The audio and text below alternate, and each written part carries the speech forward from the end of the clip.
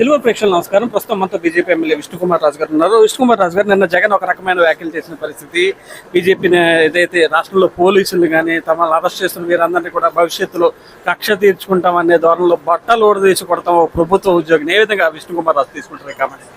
ఇప్పుడు మనము జగన్మోహన్ రెడ్డి గారు ఆయన మాటల్ని తీవ్రంగా ఖండించవలసిన అవసరం ఉంది. రాజకీయంగా కాదు, ప్రతి ఒక్కళ్ళు కూడా.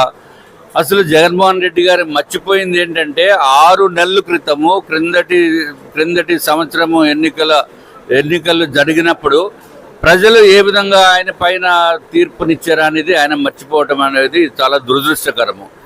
ఎవరు గుడ్డలు ఓటు తీశారు? గుడ్డలు అనకూడదు. గుడ్డలంటే రాజకీయ నేతకి అధికారం పోతే గుడ్డలు ఓటు తీసినంత బాధ వస్తుంది. కానీ ప్రజలు మంచి తీర్పునిచ్చి జగన్మోహన్ రెడ్డిని అధికారం నుంచి తీసేశారు. సో ఇవన్నీ మర్చిపోయి అంతకుముందు ఏదైతే ఆయన భావన ఉండేదో అదే విధంగా ఇప్పుడు పోలీసు వ్యవస్థపై మాట్లాడటం అనేది చాలా చాలా దురదృష్టకరము.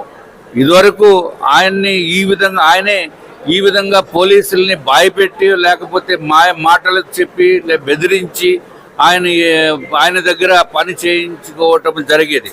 అందుకే కదా అంతకుముందు మనం అన్ని కేసులన్నీ చూస్తున్నాము ఇదివరకు ఏ విధంగా జరిగేదో. మరి అటువంటి స్థాయి నుంచి ఇప్పుడు ప్రజాస్వామ్యం పునరుద్ధరించే పరిస్థితి నుంచి ఉంది. ఇప్పుడు ఇటువంటి సమయంలో కూడా జగన్మోహన్ రెడ్డి గారు ఇంకా ఆ విధంగా మాట్లాడటం అనేది ఇది చాలా దారుణము. భారతీయ జనతా పార్టీ దీన్ని తీవ్రంగా ఖండిస్తున్నాం. నిన్న మొన్నటి వరకు ఆయనకి భద్రతనిచ్చారు ముఖ్యమంత్రి హోదాలో ఉన్నప్పుడు. అలాంటి వ్యక్తుల్ని బట్టలు తీసి ఒక మాజీ ముఖ్యమంత్రి ఆ పరిణితి చెందిన వాక్యాలు కనిపిస్తున్నాయి. ఏమీ లేదు. చాలా ఆయనకి సైకలాజికల్ ప్రాబ్లం ఏమో అనేది చిన్న డౌట్. తప్పనిసరిగా వారి కుటుంబ సభ్యులు కూడా దీన్ని పరిగణలోకి తీసుకోవాల్సిన అవసరం ఉంది. జగన్మోహన్ రెడ్డి గారు కూడా కొంత నోరు అదుపులో పెట్టుకుంటే మంచిది. ఆయన మరి ఇదివరకు పరిస్థితుల్లో కూడా ఇట్లాగే ఉండేవారు. ఎవరికి అపాయింట్మెంట్ ఉండేది కాదు, ఎవరు చెప్పినా వినరు. అట్లాగే రాష్ట్ర ప్రజల్ని పూర్తిగా అన్యాయం చేసేశారు. ప్రభుత్వ ఆస్తుల్ని తాకట్టు పెట్టేశారు. రాష్ట్రాన్ని అప్పులమయం చేశారు. ఎక్కడ కూడా అప్పు దొరకనటువంటి పరిస్థితి చేశారు. ఉన్న ఇండస్ట్రీస్ బయటకు వెళ్ళిపోయినాయి. కొత్తగా ఉద్యోగాలు రానటువంటి పరిస్థితి. ఇప్పుడు ఇంత దారుణమైన పరిస్థితి నుంచి మళ్ళీ ఈ రాష్ట్రాన్ని పునర్నిర్మాణం చేయటం గురించి ఎన్డీఏ ప్రభుత్వము పూర్తి ప్రయత్నం చేస్తున్న సందర్భంలో ఈ జగన్మోహన్ రెడ్డి గారు ఇటువంటి మాటలు మాట్లాడుతూ ఉంటే ఇది ఎవరు కూడా హర్షించరు. ప్రజలు ఎట్టి పరిస్థితుల్లోనే మళ్ళీ జగన్మోహన్ రెడ్డి గారు అనే వ్యక్తి ఏదైతే వైఎస్ఆర్సీపీకి నేతృత్వం వహిస్తున్నారో ఆయన ఉన్నంత వరకు కూడా వైఎస్ఆర్సీపీ అనే పార్టీ ఎట్టి పరిస్థితుల్లోనే ఇంకా దిగజారిపోతుంది తప్ప ఎక్కడ కూడా పైకి వచ్చే పరిస్థితి లేదు. విష్ణుకుమార్ రాజు అంటున్నారు వైఎస్ జగన్ ఉన్నంత వరకు ఆ పార్టీ ఇదని. కానీ ఆయనే చెప్పుకుంటున్నారు గతంలో కన్నా భిన్నంగా వేసారు ఉంటున్నాం.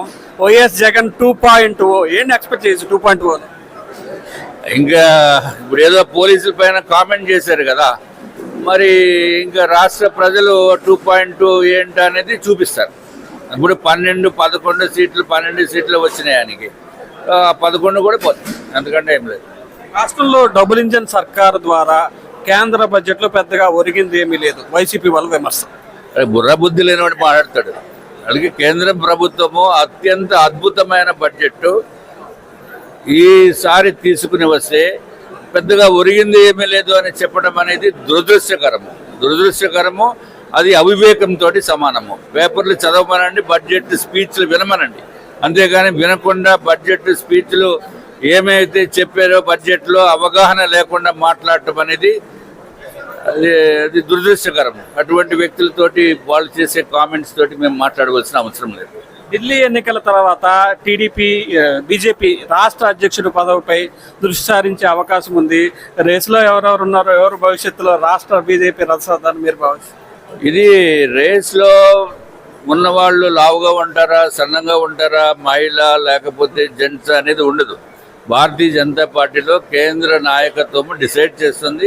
డిసైడ్ చేస్తే దాని ప్రకారమే ఉంటుంది. దీంట్లో పెద్ద లాబింగ్స్ అటువంటి మిగిలిన చోట్ల మిగిలిన ఇతర రాజకీయ పార్టీలు ఉంటే ఉండొచ్చు.